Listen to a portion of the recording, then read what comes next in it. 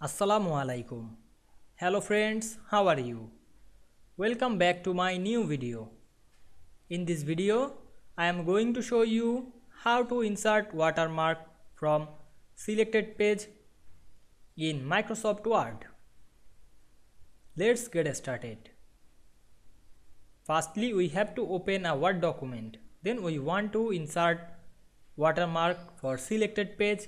Firstly, go to the first page and click the last on the first page, then go to the layout menu, then click breaks drop down menu and choose continuous, then go to the second page last and again apply this same process,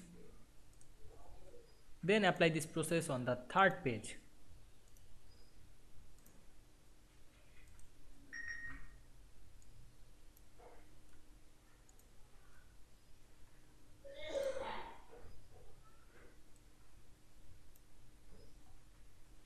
Then we go to the design menu, then click watermark option, then choose custom watermark, then click the text watermark and write text on the text pane.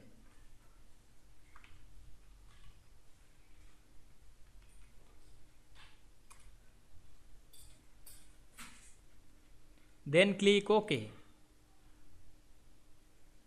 Now we can see here we added watermark on all page. Then we go to the insert menu and click header and footer option, then choose normal header, then go to the second page and click link to previous, then click the watermark option, then go back the first page and click the watermark option and delete it. Then go to the third page and go to the header footer option, then choose link to previous, then click the watermark and delete it, then close the header and footer. Now we can see here we added watermark to a specific page very easily. I hope you enjoyed the video. Please like, comment, share and subscribe my channel. Thanks for watching.